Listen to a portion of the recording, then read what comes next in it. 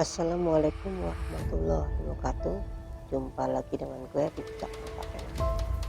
Kali ini gue ingin bercerita tentang pengalaman gue, kejadian-kejadian aneh di rumah lama gue di daerah Condet. Kejadian ini berawal dari tahun 2000. Kejadian-kejadian aneh ini datang kapan saja dan di mana saja. Waktu itu pada saat menjelang malam, kakak ipar gue mengambil air minum.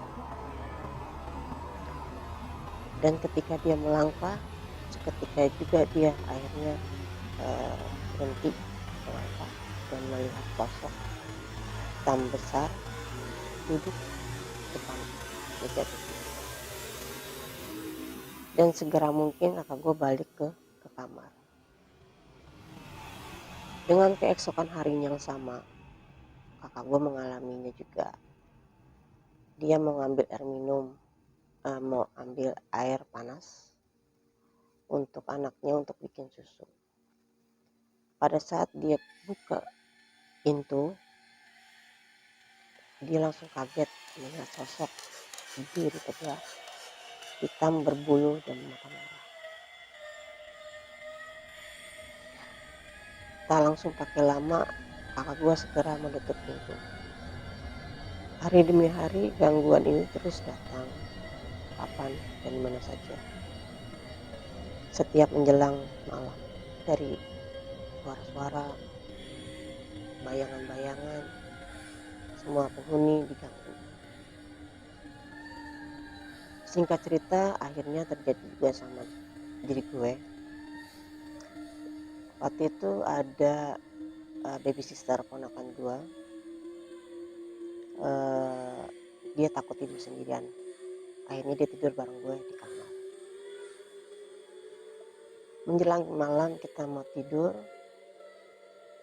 Nah, tiba-tiba ada suara teriakan di kuping.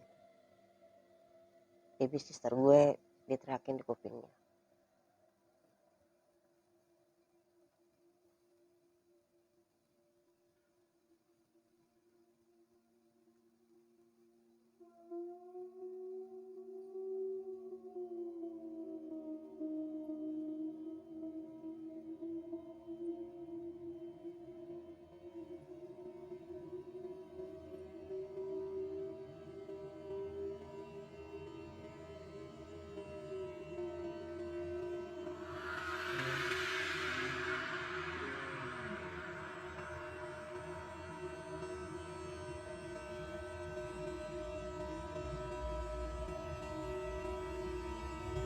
Lanjut mati.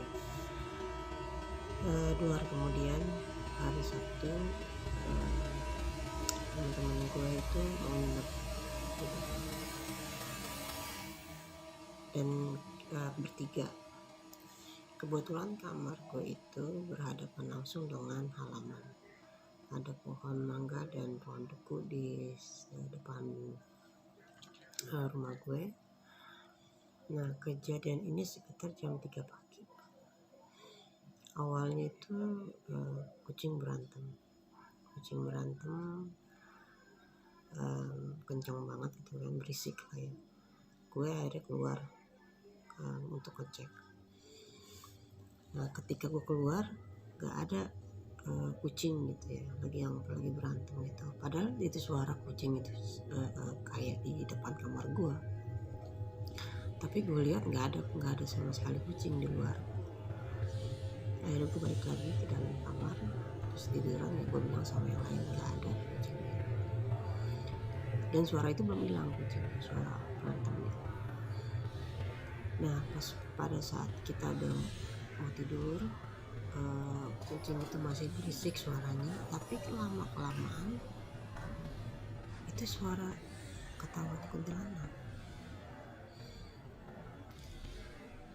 Dan kita diem semua, ada dengan rasa takut, dan kita nggak ada sama sekali ngomong gitu ya, cuma diem aja. Sampai itu lumayan lama, sampai mau menjelang subuh kayaknya sih, hampir mau jam 4-an gitu. Nah, setelah itu baru kita lihat tidur setelah suaranya hilang. Menjelang paginya kita bangun. Yang anehnya lagi, kita itu posisi tidur semuanya berubah. Yang tadi awalnya kita ada di tempat tidur, jadi 2 di atas, 2 di bawah. Nah ini ada yang tidur di ubin, yang tadinya di atas ya di bawah, terus yang ada dekat lemari juga. Jadi semuanya berubah posisi tidur.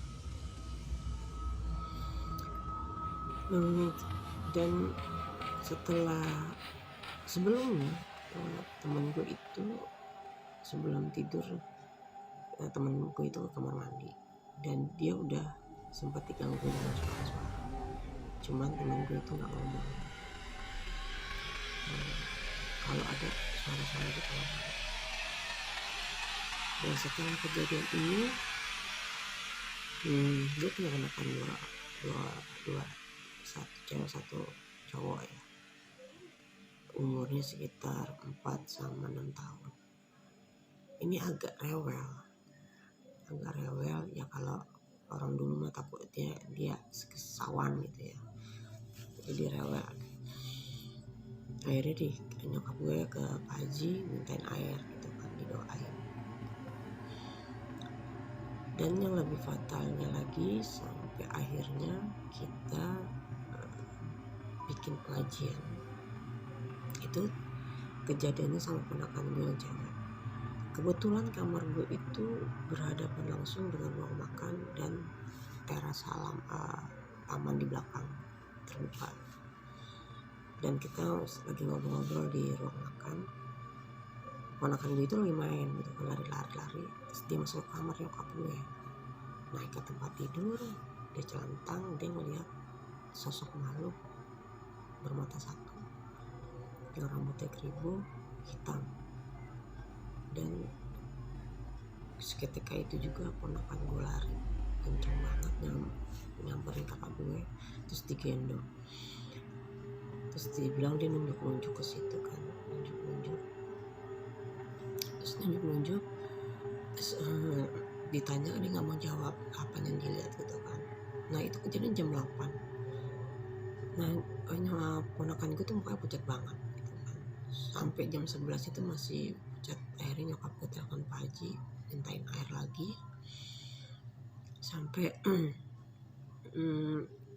ponakan gue tuh baru bisa ngomong gitu kan, kalau ada yang dilihat di situ gitu.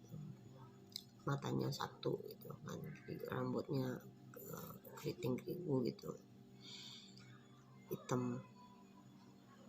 Dan kita pas sudah, menurut kita kejadian ini sudah sangat mengganggu keluarga, akhirnya kita bikin pengajian kecil di rumah keluarga dan beberapa orang gitu ya, untuk ya bisihin lah yang mengeluarkan yang negatif dari rumah gitu kan, bersihin. Dan setelah kejadian yang kita pengajian itu kita ini ya alhamdulillahnya nggak ada lagi tuh kejadian aneh lagi. Setelah itu kita pindah rumah, akhirnya rumah kita dibeli sama orang dokter satu keluarga, sama anak kecil 2 keluarga dibeli. Terus infonya yang gue dapat beberapa bulan yang lalu gitu kan, ketemu sama dokternya, dan rumahnya itu ternyata masih ada makhluk itu masih ada dan masih mengganggu gitu.